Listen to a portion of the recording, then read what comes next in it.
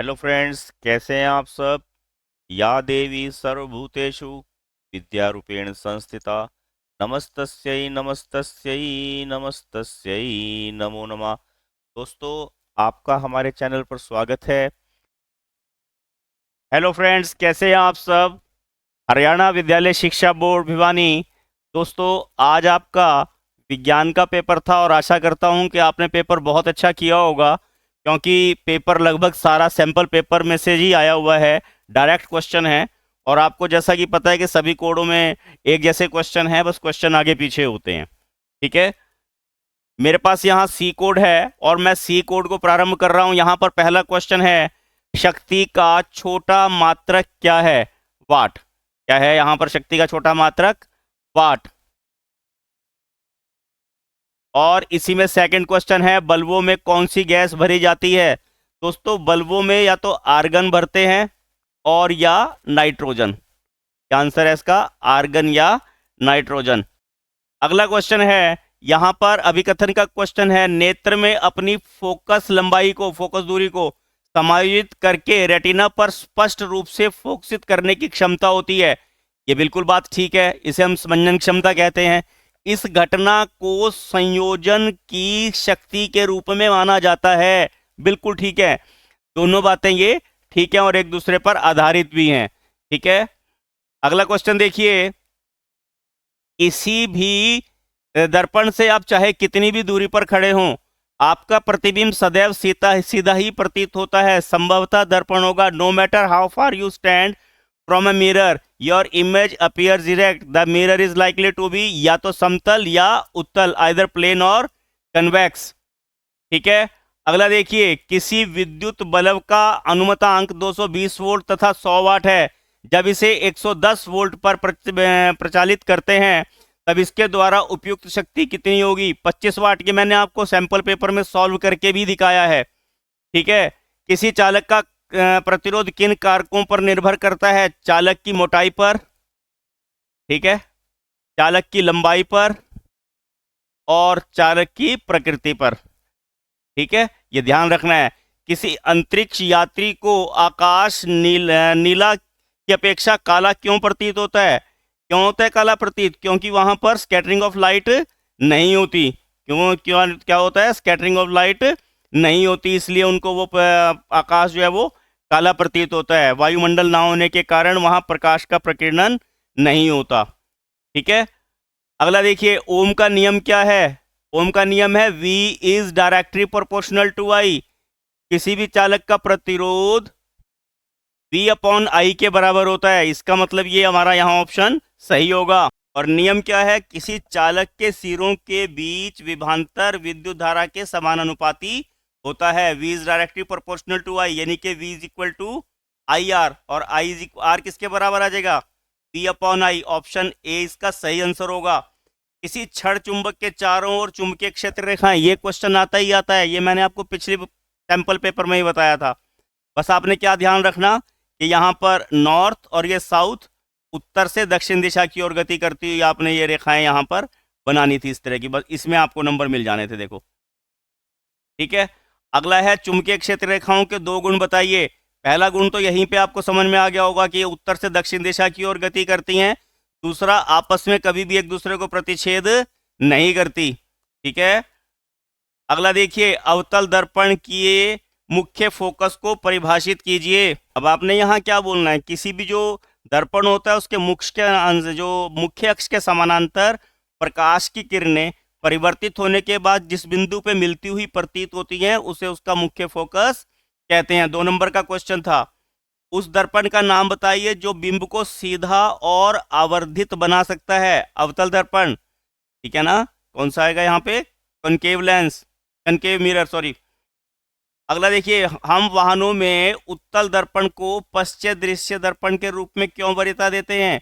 क्योंकि एक तो विस्तृत जो है वो क्षेत्र दिखा देता है, दूसरा ये प्रतिबिंब हमेशा सीधे दिखाता है। ठीक है, अगला देखिए, अगला है, किसी लेंस का एक डायोप्टर क्षमता को परिभाषित कीजिए। एक डायोप्टर क्या होती है? उस लेंस की क्षमता एक डायोप्टर होगी जिसकी फोकस दूरी 1 मीटर होती है। नेक्स्ट देखिए, 2 मीटर फोकस दूरी वाले अवतल लेंस की क्षमता क्या होगी? अब 2 मीटर फोकस दूरी है, एफ कितना दिया है? 2 मीटर। हमने पावर निकालनी है 1/2, यानी कि इसको कैलकुलेट करेंगे। अब यहाँ माइनस का भी ध्यान रखना है, क्योंकि यहाँ पर क्या है, ये अवतल लेंस है, तो आ जाएगा -0.5 डायोप्टर। ठीक है, लेंस का सूत्र और दर्पण का सूत्र बड़ा अच्छा आपने ध्यान रखना है। बस आपने एक बार इसको प्लस में लिख देना, एक बार माइनस में लिख देना, और नंबरिंग आप नहीं डाल लेंगे तब भी आपको टीचर यहाँ नंबर दे देंगे। लेंस सूत्र ये है और दर्पण सूत्र हमारे पास प्लस में होता है। ठीक है, अब आ जाएगा हमारे पास रसायन विज्ञान का है सेक्शन बी, और सेक्शन बी में है सबसे अधिक अधातु वर्धीय धातु क्या होती है? सोना, गोल्ड। इसकी 1 ग्राम की 2 किलोमीटर लंबी तार बना सकते हैं। ठीक है, ध्यान रहेगा आपको। अगला क्वेश्चन देखिए, आयनिक यौगिकों के गलनांक उच्च क्यों होते हैं? जो आयनिक यौगिक होते हैं उनके गलनांक उच्च होते हैं क्योंकि उनका जो विद्युत आकर्षण बल है वो बहुत मजबूत होता है। ठीक है ना, उनमें इंटरमोलिक्यूलर जो फोर्सेस हैं वो बहुत स्ट्रांग होती हैं। इलेक्ट्रॉनिक जो उनका अट्रैक्शन है, फोर्स ऑफ अट्रैक्शन बहुत ज्यादा होता है, इसलिए इनके गलनांक उच्च होते हैं। हमारा उधर हाइड्रोक्लोरिक अम्ल स्रावित करता है, बिल्कुल ठीक है, परंतु यहाँ लिखा हाइड्रोक्लोरिक अम्ल नीले लिटमस, लाल लिटमस को नीला कर देता है, ये उल्टा लिख दिया, यानी कि ए सही है आर गलत है, ए सही है आर गलत है, ऑप्शन सी यहाँ पर आपने आंसर देना था। अगला देखिए 14वां क्वेश्चन है, लोह चूर्ण पर तनु हाइड्रोक्लोरिक अम्ल डालने से क्या होगा? लोह चूर्ण क्या होता है? आयरन, Fe, और क्या डाला? Hydrochloric acid. क्या निकलेगा यहाँ से? हाइड्रोजन गैस और आयरन क्लोराइड। ऑप्शन ए इसका यहाँ पर आपको सही आंसर मिलेगा। अगला देखिए, नमकीन को पैकेट से निकालने के उपरांत विकृत गंधिता से बचाने हेतु आप क्या उपाय करेंगे? नाइट्रोजन गैस भरेंगे या भर नहीं सकते, प्रति ऑक्सीकारक मिलाएंगे, ये नहीं आप मिला सकते, वायुरोधी बर्तन में रखेंगे। तो ऑप्शन सी हमारे पास यहाँ सही आंसर होगा, क्योंकि यहाँ पर देखिए नाइट्रोजन गैस तो जब पैकेट बनाते हैं तब भरी जाती है ताकि वो खराब ना हो, आप तो घर में नहीं भर सकते ना इसको, तो इसका ऑप्शन सी सही आंसर होगा। वियोजन अभिक्रियाओं से क्या अभिप्राय है? ऐसी अभिक्रियाएं जिनमें कोई यौगिक 2 या 2 से अधिक भागों में विभाजित होता है वियोजन अभिक्रियाएं कहलाती हैं। सबसे अच्छा एग्जाम्पल क्या है? कैल्शियम कार्बोनेट, CaCO3, क्या बन जाएगा? CaO और CO2। विरंजक चूर्ण का रासायनिक सूत्र क्या है? Calcium oxychloride, CaOCl2। उपयोग क्या है? विरंजक चूर्ण का उपयोग काहे काहे में करते हैं? कागज उद्योग में करते हैं, वस्त्र उद्योग में करते हैं। ठीक है ना, कई जगह आप इसको लिख सकते हैं। जल की अनुपस्थिति में अम्ल अम्लीयता का व्यवहार क्यों नहीं करते? और इसका एक वर्ड का आंसर है हाइड्रोजन आयन की अनुपस्थिति के कारण। ठीक है ना, क्या बताया मैंने? तो जल की अनुपस्थिति में जो है अम्लता का व्यवहार क्यों नहीं करते? क्योंकि उनको फ्री हाइड्रोजन आयन वहां पर नहीं मिलते। ठीक है ना, उदासीनीकरण की अभिक्रिया क्या होती है?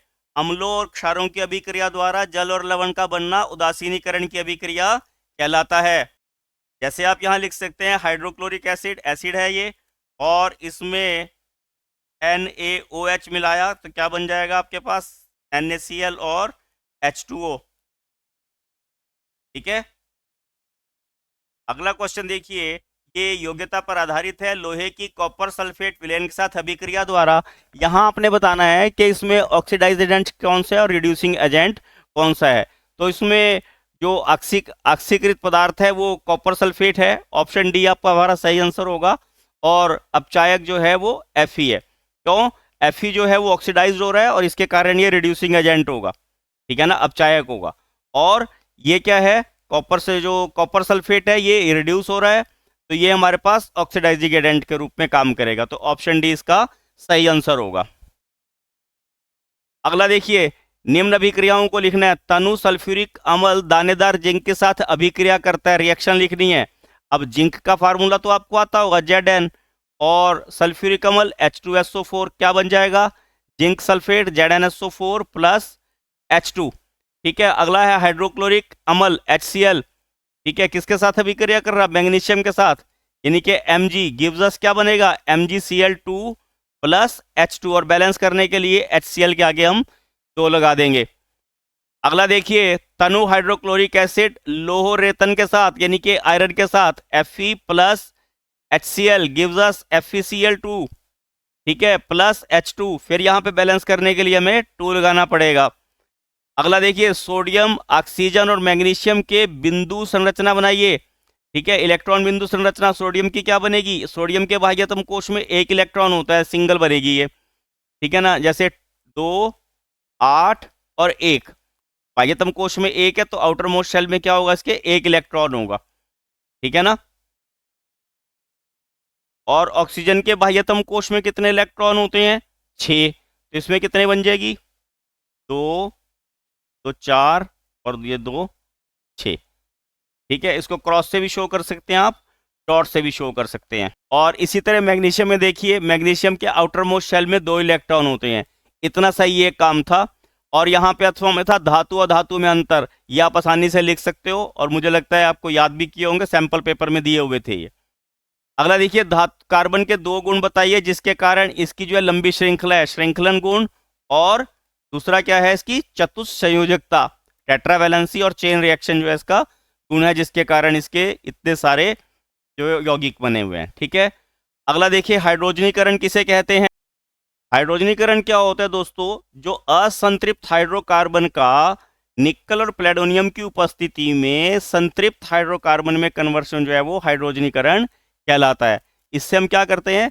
जो तेल होते हैं ना, उनसे हम घी बनाने का काम करते हैं ये, ठीक है। जैसे मान लो यहाँ आया और इसमें हाइड्रोजन डाली, निकल और प्लेडोनियम यहाँ आएंगे, ये हमारे ये वाली जो बॉन्ड है ये टूट जाएगी, ठीक। यहाँ RH आप कुछ भी इसको शो कर सकते हैं, ठीक है। और एक हाइड्रोजन इधर लग जाएगी और ये R इधर है ये, ठीक है। इसका अनुप्रयोग क्या है? ये तेलों से घी बनाने में इसका उपयोग करते हैं।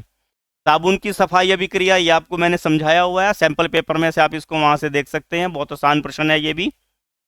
यहाँ फिर योग्यता पर आधारित क्वेश्चन है। यौगिक ए का व्यापक रूप से अचार के परिरक्षण में यूज किया जाता है, क्या होता है ये? सिरका, विनेगर। किसका यूज करते हैं? सिरके का। और सिरका जो विनेगर है जब एथेनॉल के साथ अभिक्रिया करता है तो क्या बनाता है? Ethyl acetate. क्या बनाता है? Ethyl acetate. और यहाँ पे ये कहता है कि यौगिक ए वॉशिंग पाउडर के साथ अभिक्रिया करके कौन सी गैस उत्पन्न करेगा? Carbon dioxide. कौन सी गैस उत्पन्न करेगा? Carbon dioxide. अगला क्वेश्चन है, यूजेस ऑफ इथेनॉल, इथेनॉल के उपयोग बताने हैं। इसका बायोफ्यूल के रूप में इस्तेमाल करते हैं, ठीक है। परफ्यूम में इसका इस्तेमाल करते हैं, रबड़ उद्योग में इसका इस्तेमाल करते हैं, प्लास्टिक की मैन्युफैक्चरिंग के इसका इस्तेमाल होता है। तो कहीं भी आप इसको यहाँ मेंशन कर सकते हैं, ठीक है। जितना आप मैथ के पेपर से निरुत्साहित होंगे, मैं आशा करता हूं आप इस पेपर से उतने ही उत्साहित होंगे। क्लोरोफ्लोरोकार्बन जैसे रसायन डैश परत को नुकसान पहुंचाते हैं? ओजोन परत को, ठीक है। किसको पहुंचाते हैं नुकसान? ओजोन परत को, ठीक है। कौन सी ग्रंथि को हार्मोन बनाने के लिए आयोडीन की आवश्यकता होती है? थायराइड ग्रंथि को। किसको होती है? थायराइड ग्रंथि को, ठीक है। अगला देखिए, निम्न में से कौन सा मानव में नर जनन तंत्र का भाग है? शुक्रवाहिका, ये मादा जनन तंत्र के भाग होते हैं तीनों, ठीक है। अगला है, निम्न में से कौन सा पर्यावरण मित्र नहीं है? कागज का लिफाफा पर्यावरण मित्र है, लकड़ी की डंडी पर्यावरण मित्र है, गुब्बारा जो है पर्यावरण मित्र नहीं है। ऑप्शन सी इसका सही आंसर होगा। अगला देखिए, प्रतिवर्ती क्रिया से मस्तिष्क की क्या भूमिका होती है? जो प्रतिवर्ती क्रियाएं होती हैं उसमें मस्तिष्क जो है सीधे रूप से भाग नहीं लेता, बल्कि ये अभिक्रियाएं जो है रीढ़ की हड्डी द्वारा नियंत्रित होती हैं, जो डायरेक्ट जो है एकदम उत्तेजना के प्रति प्रतिक्रिया कर देती हैं, जबकि मस्तिष्क को इसकी जानकारी बाद में मिलती है। ये मैंने आपको क्वेश्चन अच्छे से कराया हुआ है वहां पर। एक अगरबत्ती की गंध का हम कैसे पता लगा देते हैं? विसरण के द्वारा, क्योंकि गैसों का गैसों में फैलना विसरण होता है, इसलिए हमें अगरबत्ती की गंध जो है वो दूर तक आ जाती है, ठीक है। ये देखिए, अनुप्रस्थ काट का क्षेत्रफल है पुष्प का, मुझे लगता है आपने बना ही दिया होगा। अगला है, मेंडल के प्रयोगों से कैसे पता चलता है कि विभिन्न लक्षण स्वतंत्र रूप से वंशानुगत होते हैं? अब कैसे पता लग सकता है कि आपको ध्यान होगा, हमने बताया था कि मेंडल ने एक बार गोल पीले और पीले गोल जो और झुर्रीदार और हरे बीजों का जो संकरण करवाया था, उसमें F1 पीढ़ी में उसे केवल पीले गोल बीज ही प्राप्त हुए थे, और F1 पीढ़ी में पौधों का स्वपरागण कराया, तब 4 प्रकार के बीज मिले। मतलब कहीं भी उनके जो लक्षण है वो आपस में मिक्स नहीं होते, ठीक है ना। तो इससे हम कह सकते हैं कि मेंडल के जो प्रयोग था उसमें पता लग जाता है कि लक्षण जो है स्वतंत्र रूप से वंशानुगत होते हैं। ये बड़े क्वेश्चन है, इसमें मैंने सारे आपको अच्छे से करवाए हुए हैं। स्वपोषी और विषमपोषी में अंतर। स्वपोषी क्या होते हैं? जो अपना भोजन स्वयं बनाते हैं। विषमपोषी वो होते हैं जो अपना भोजन स्वयं नहीं बनाते, ठीक है ना। अगला प्रश्न है, मानव पाचन तंत्र का चित्र बनाइए। और मुझे लगता है आपने सबने बनाया होगा और इस प्रकार का एक चित्र बनना था, ठीक है। अमाशय में अमल की क्या भूमिका होती है? जो अमल होता है, पहले तो आपको यही ध्यान रखना, हमारे अमाशय से HCl हाइड्रोक्लोरिक अमल जो है स्रावित होता है। ये क्या काम करता है? भोजन में उपस्थित हानिकारक जीवाणुओं को नष्ट करता है, भोजन को नरम और मुलायम बनाता है। बस आप इतना लिख सकते हो। वैसे तो क्या है, भोजन के माध्यम को अम्लीय भी बनाता है, ठीक है ना। अगला है, नामांकित चित्र की सहायता से वृक्ष में वाष्पोत्सर्जन में के समय जल की गति को दर्शाइए। बड़ा सिंपल सा प्रश्न है। तो कमेंट्स में अपने विद्यालय का नाम अवश्य लिखें। सबने बहुत बढ़िया किया होगा, इसी आशा के साथ सबका धन्यवाद। नमस्ते। Please like, share and subscribe my channel. Thank you. Have a nice day.